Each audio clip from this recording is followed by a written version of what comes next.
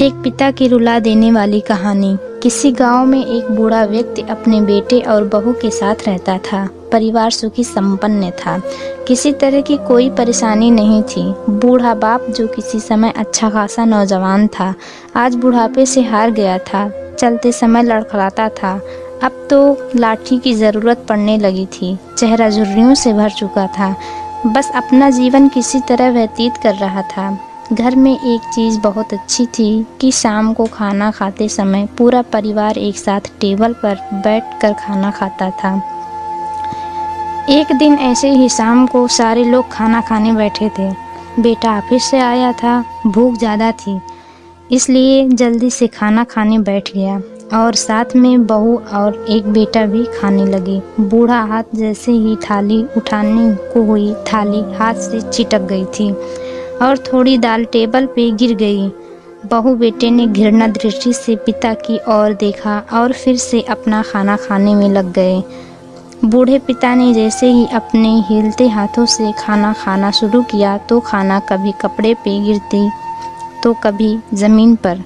बहू ने चिढ़ते हुए कहा, हे राम, कितनी गंदी तरह से खाते हैं, मन करता है इनकी थाली किसी अलग कोने में लगवा देते हैं। बेटे ने भी ऐसे सिर हिलाया जैसे पत्नी की बात से सहमत हो। नन्हा पोता यह सब मासूमियत से देख रहा था। अगले दिन पिता की थाली उस टेबल से हटाकर एक कोने में लगवा दी गई। पिता की डबकती आंखें सब कुछ देखते हुए भी कुछ बोल नहीं पा रही थी। बूढ़ा पिता रोज की तरह खाना खाने लगा। खाना कभी इधर गिरता कभी उधर की। छोटा बच्चा पोता अपना खाना छोड़कर लगातार अपने दादा की तरफ देख रहा था।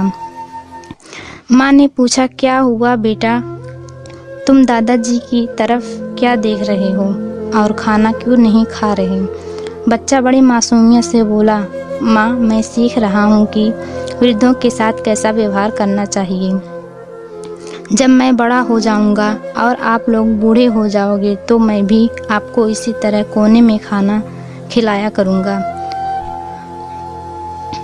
बच्चे के मुंह से ऐसा सुनते ही बेटे और बहू दोनों काँप उठे। शायद बच्चे की बात उनके मन में बैठ गई थी, क्योंकि बच्चे ने बहुत मासूमियत के साथ एक बड़ा सबक दोनों लोगों को दिया था।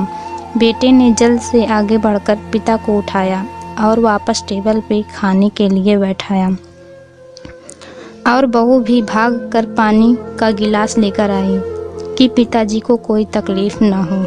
तो मित्रों, माँ बाप इस दुनिया की सबसे बड़ी पूंजी है। आप समाज में कितनी भी इज्जत कमा लें या कितनी भी धन इकट्ठा कर लें,